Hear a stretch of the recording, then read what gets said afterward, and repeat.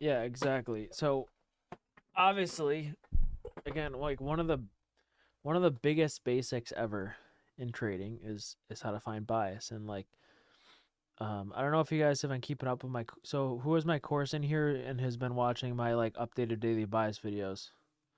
Have those been helping a lot?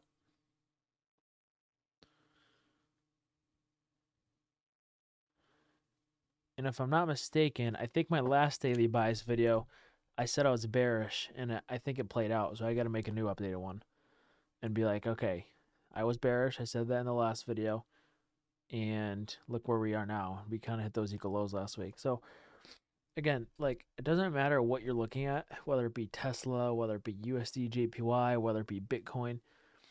This is extremely bullish just because we have equal highs. So there's a lot of stops resting out there. Now, one of the biggest mistakes I see a lot of people make is, um, well, one, they don't look at the market in terms of liquidity. So the first mistake I see people make is they're like, oh, this is a market structure shift and this is bearish. Would you consider this a market structure shift based off of liquidity?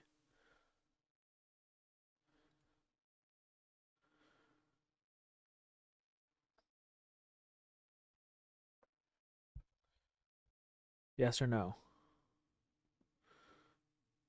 Would you consider this a market structure shift based off of liquidity? Yeah, no, you wouldn't. Now, would you consider it just a market structure shift? Like from like a patterns perspective? Yeah, you would. Like from a pattern, we made a higher low and we broke it. And where people go wrong is they're like, oh, well, we got a market structure shift here. But they don't understand, they don't have the screen time to know, like, there's a bunch of engineered highs here, and there's also these equal highs up here. So they'll short this retracement and they'll just get completely destroyed. And I think that's why so many people give up. Um, and right now, I mean, we're delivering from a pretty big hourly fair value gap. And do you want to see something really cool? So it looks like we broke it, but we did not. So if I draw the low of this, you can see um, the candle like does close below it, but it doesn't like this wick, even this and this wick. Just that's like a really bullish reaction, and that combined with this inverse is your market structure shift. So we have a market structure shift back to the upside based off liquidity because we held this and we kind of broke above this, and we left a bunch of engineered highs. So this would not be a market structure shift. I mean, it would be a market structure shift, but it kind of already played out. That's another mistake I see. They People see the market structure shift too late. Like this technically was a market structure shift, but after the market structure occurred, did we already hit liquidity on that side where the market structure shift occurred? Yes or no?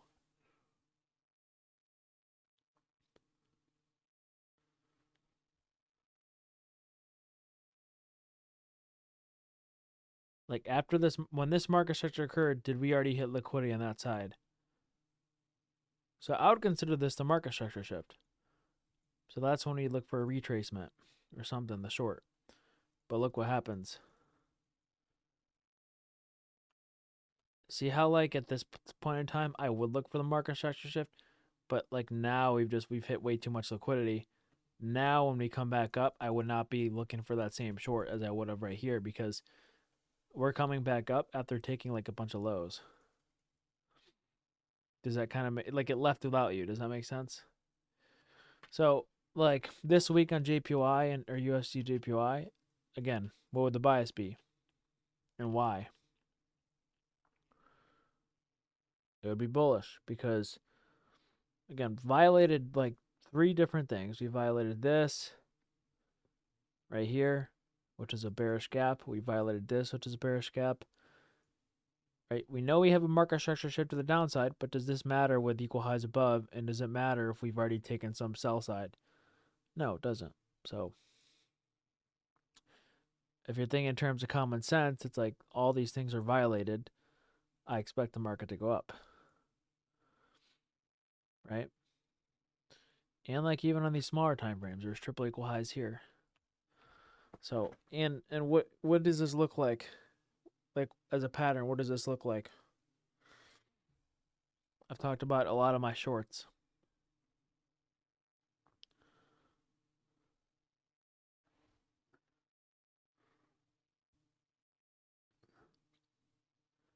Yeah, I know, market. What kind of recovery, Harsh? What kind of buy model? What does this look like to you? Yeah, it's that kind of V-shaped recovery. So it kind of looks like that V-shaped recovery where we're just violating everything in its way without doing without retracing. So I probably expect us to go up more without retracing too much here, just because of how aggressive this looks.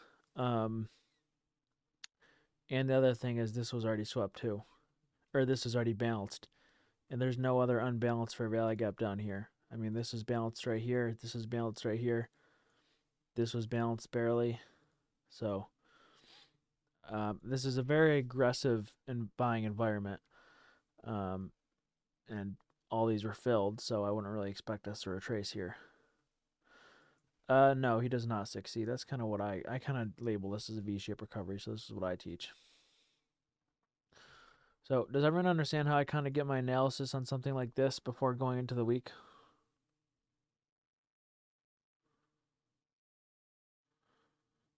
Now, let me ask you a question, because people quit because of this. This is a really easy analysis, right? Or should be a really easy analysis.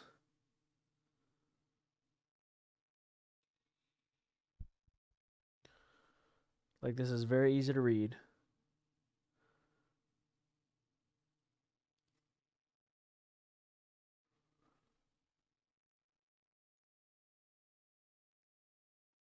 So, what's the problem? What am I trying to get at?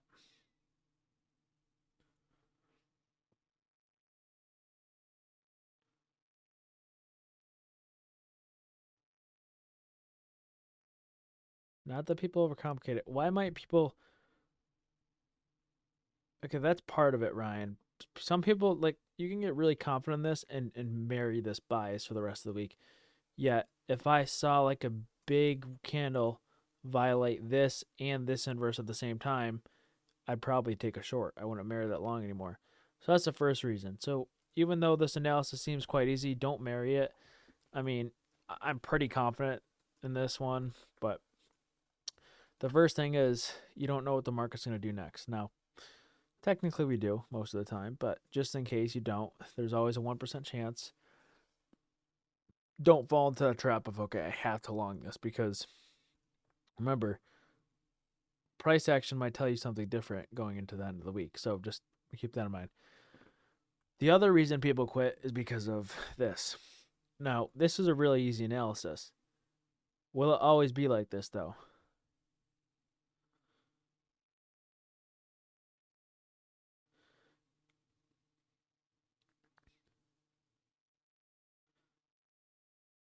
Yeah, this is not always going to be like this. There's going to be weeks where we're like right here. Like, I would not consider this easy analysis right here. This is just play what you see. Does that make sense how this is play what you see? And this is, okay, now I have some sort of direction. Now I have some sort of something here. And what people do is they quit after this because, like, dude, how am I supposed to predict this? You don't predict this. You play what you see. Now we can predict it because now it's actually giving us good price action to allow us to predict it. And people quit because they're like, dude, I can't trade. I'm bad at this, because they get this wrong. But it doesn't matter if you get this wrong, because this is hard analysis. This is chop. This is what matters, and you need to save capital for it. So I go lighter here. This might be a week where I might go heavier, because to me the higher time frame is pretty easy here. Does that make sense? So that's one of the other biggest reasons I notice why people quit. So let's go to CL. CL Very, very tough hourly. However, I would be expecting a retracement to like the 50% here. Just because of this big impulse move up.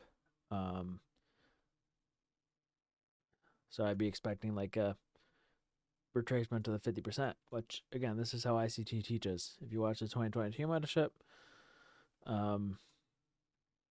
he stresses a lot about these 50% retraces, which Leopard does as well. But CL, it's a little, I think this is a little tougher because this one isn't really targeting liquidity. This one is targeting more of a 50% retracement. This one's targeting very, very, very good liquidity. So equal highs, equal highs. So this one I would be like a little less confident in, and I maybe would take a long setup if I saw it. I'd be more willing to take a long setup. Where in this one I wouldn't be willing to take a short setup just out of the blue. I'd probably stick to longs as long as this holds. But like CL right here is a little less confident just because again, sometimes you don't retrace this, but this would be what I'll be looking for now. Okay. Gold. So gold, the analysis to me, same thing. I actually predicted this last week. It's not even close to playing out yet, but I'm expecting a 50% retracement on gold. Again, why would we be expecting a 50% retracement on gold? And yeah, we'll do, James.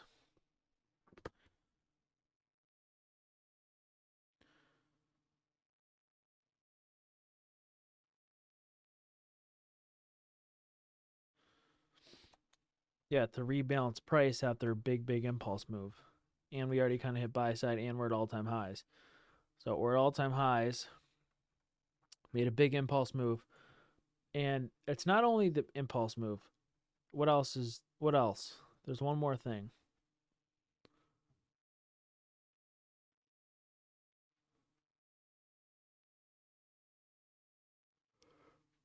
Actually, there's two more things.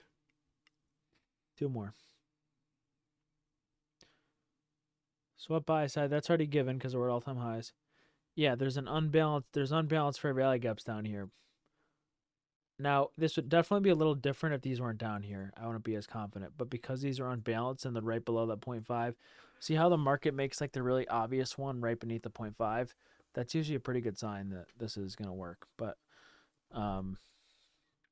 yeah, we got inefficiencies to balance out here. Now, if these weren't fair value gaps, like I said, I'd be a little less confident. But these look obvious to you guys, right? No? Am I right or am I wrong? These look pretty obvious, right? I'm using TradingView. So again, they're obvious. This is placed right below the 50, which is cool. And there's one other thing. What's another bearish signature and price we kind of see here?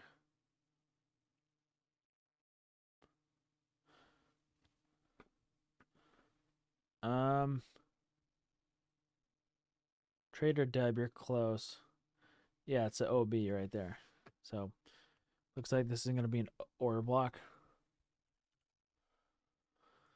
And it's technically an IFEG. Now, you guys know I don't take these IFEGs, but I mean, this definitely is bearish because I think it's more because the OB and IFEG combined.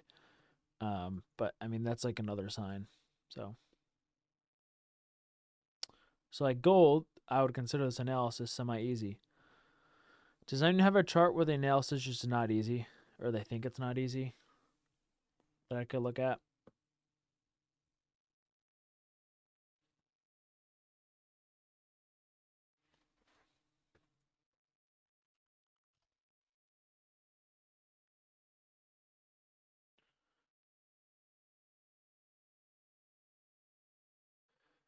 See, I think EU is pretty easy. I mean, EU has these equal lows sitting down here, so yeah, I'm close posting this. So like EU, how do I do my analysis here? This one I would not be as confident in just going straight down or up. Why? Why can I not be as confident as like just going straight down or straight up?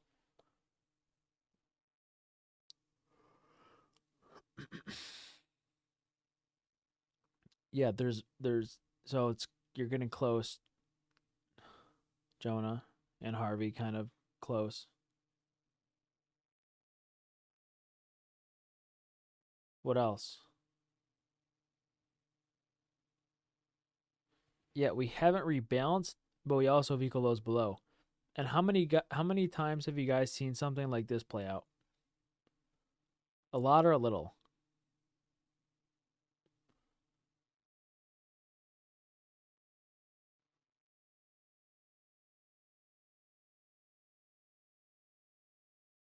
Here, wait, let's vote. Do thumbs up for a lot, thumbs down for a little.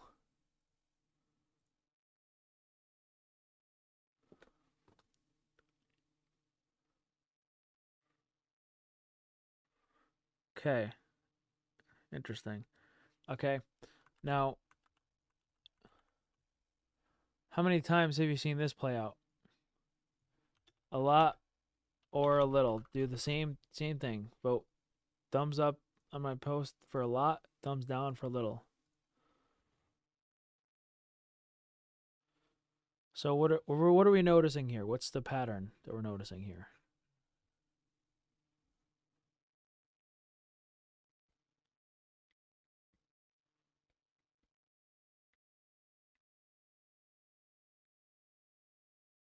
Look at both polls. What was the common trend in both votes?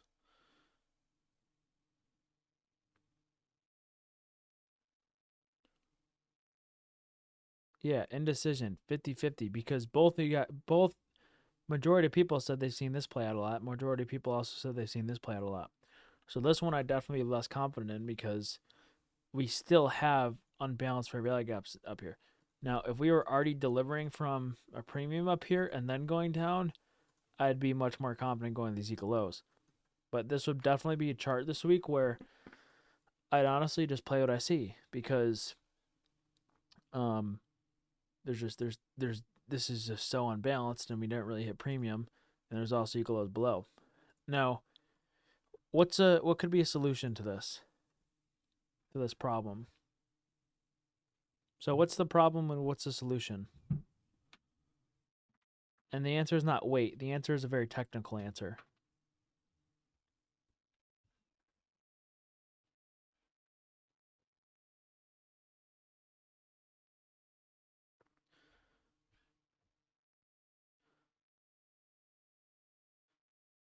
You guys are for the most part saying right answers, but there's one big easy answer.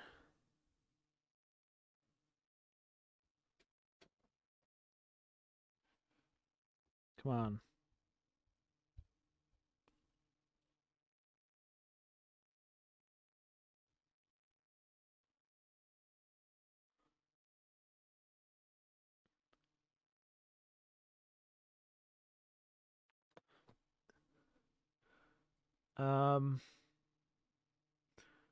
It's very technical. Come on.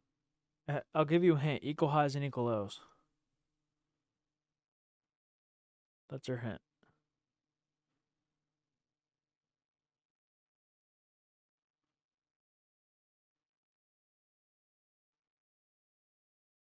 Okay, you're very close, Gammy.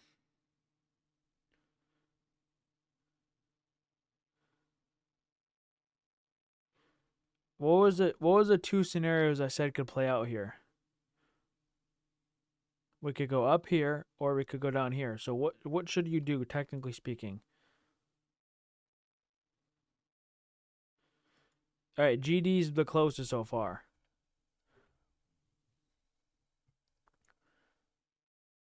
Like Ryan and GD. So you could wait for this to be swept, or two, you could wait for us to go up here. So you don't do either until one of those two things happens. Does that make sense? Because these are unbalanced, and these are also, this is a good liquidity pool. So again, the answer would be you wait for either the premium to hit first, or you wait for this, just like when we have equal highs and equal lows. So you can wait for us to come down here and then see the reaction, or you can wait for us to come up here and see the reaction. Now, do we know for sure which one's going to hit? No, we don't. But we have two key spots where it's like, okay, we have liquidity here and unbalanced fair value gap here. So weight is right, but I wanted a more technical, more specific answer. Okay. So I think Euro is the hardest one for analysis for right now, just because, again, we know we've seen this play out and we know we've seen this play out. So I would wait for a price to get into one of these two zones. So either here or here or here or here, and then look for a trade.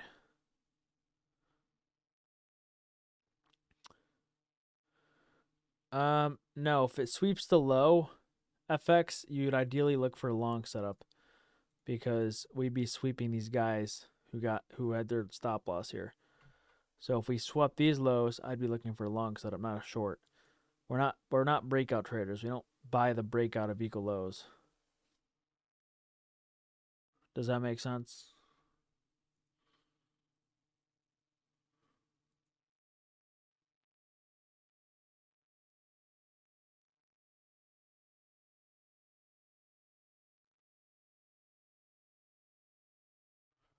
So if it rebalances the fair, so how do I answer Christian's question? If it rebalances this fair value gap, which fair value gap here am I taking the play off of? Like what fair value gap would it be? Would it be this one or would it be this one? This is like one of the first things you should know. Yeah, the answer is none. Why is the answer none?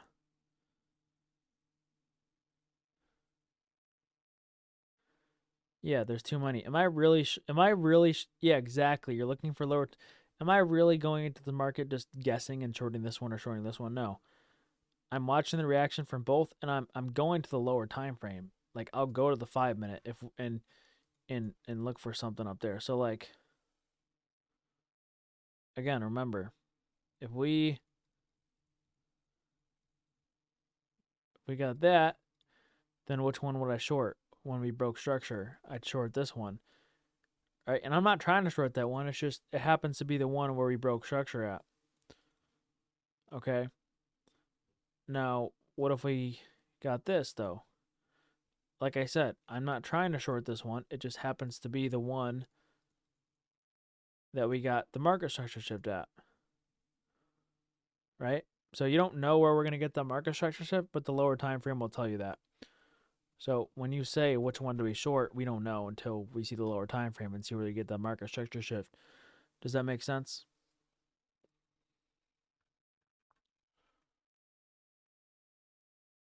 Good. Good. So that's that. One more. What ticker should I go over?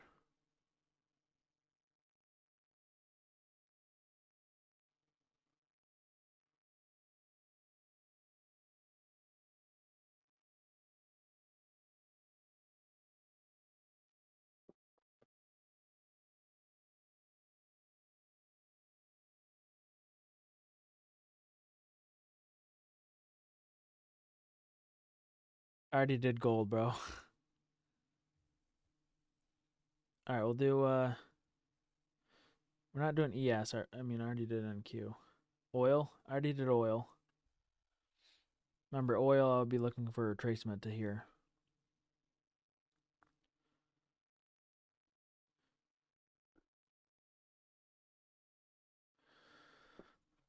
Nvidia, short until it works. Nvidia, that's my advice. I don't know when this is going to stop pumping. I'm going to do Bitcoin. I think Bitcoin's a really good one right now. So, Bitcoin is very interesting. We just hit all-time highs. And because we hit all-time highs, and we kind of do have a broadening formation here, I'm not going to lie. It's not the best, but just because it is crypto, I would be looking for shorts. If this was NQ, I'd probably be looking for longs. That's just, I don't know why, but I mean, Bitcoin is Bitcoin. NQ is an actual market. So, like the first thing that I see here is is what? What do you guys think I see here?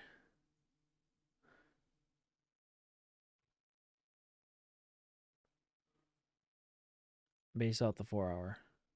Do you think this is easy or hard analysis? Let me ask you that question first. Is this easy or hard analysis?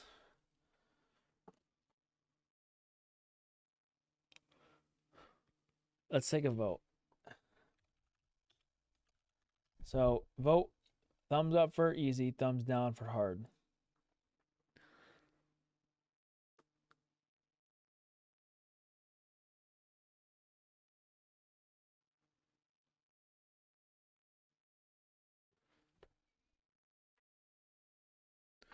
Really? Okay.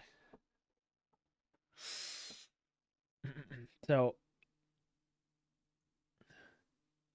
this has been the closest so far, but still most people voted for easy.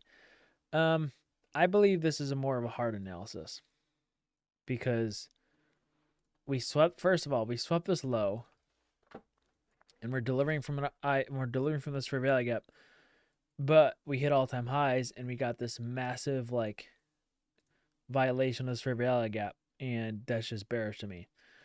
So I would actually consider this pretty 50-50 based off the 4 hour. So to me, like, and when I say easy or hard analysis, I'm talking about like easy or hard compared to like what we just kind of saw on what was it? USD JPY. Like this is gonna be your pretty easy analysis right here where we've equal highs, whatever. This is a lot harder because we don't have equal lows, we don't have equal highs, we hit all-time highs, and we swept this low inside of a BPR. So does it make sense why this is just way less obvious than something like USD JPY?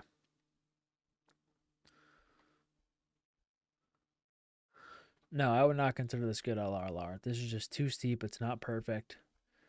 It's just not obvious. So no. This is what the daily looks like. Even the daily is very difficult here because what are we missing? What do we have a lack of?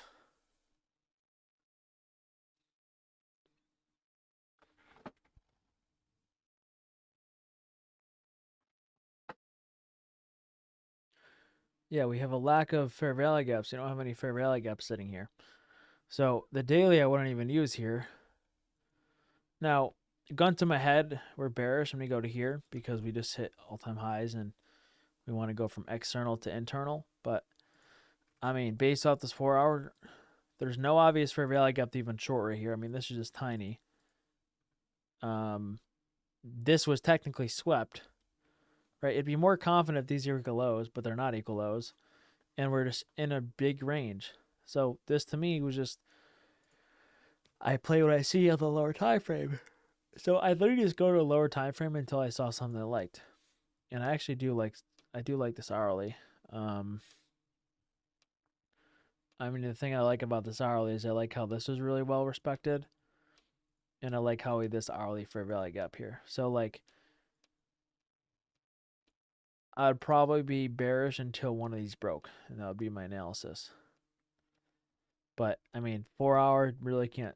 This is very difficult in the 4 hour. 1 hour a little easier. We kind of have this, and this is pretty obvious. Even the 15-minute is not the most obvious. So yeah, I'd probably just either sit out or play what I see on the 1 or 5 minute chart. Even the 5 minute. I mean, we hit this bearish gap, and we're also coming from this gap. It's just not obvious to me. And there's a lack of equal highs and equal lows, so we don't really know where we're going to go. Versus like USD JPY, I mean, pretty confident we have equal highs. It's just not the same. So, also the other thing is, if we do get an order block here, that would definitely be, like, that would be your like confirmation that we're gonna go to here. If this turns into an order block. So if this red candle closes beneath this up close candle, but thanks for letting me know, buddy.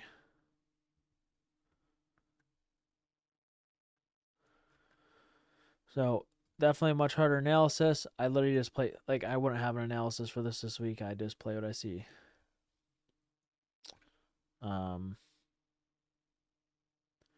And yeah. So that was kind of a class on 4, I guess. I mean, I didn't really know what I was doing class on, but 4 different kind of charts and how I kind of do my analysis on them. I'd rank this the hardest, Bitcoin. I'd rank this the easiest. I'd rank gold probably the second easiest. And then CL, I'd rate this the third. And then Euro USD, I'd rate that the fourth. And then I'd rate Bitcoin the fifth. So just remember Euro is just, we could go up and then down, or we could go down then up. NQ. Oh.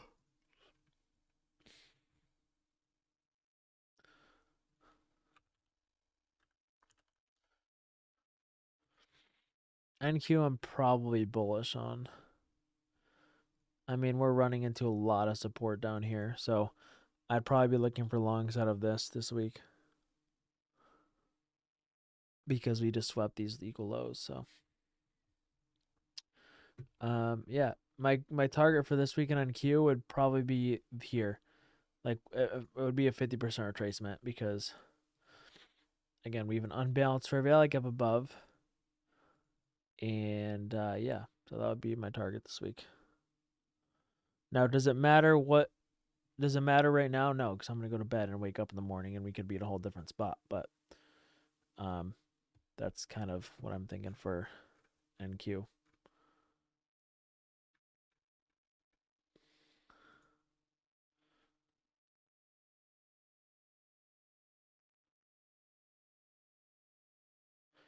Yeah, there's gonna be Wednesday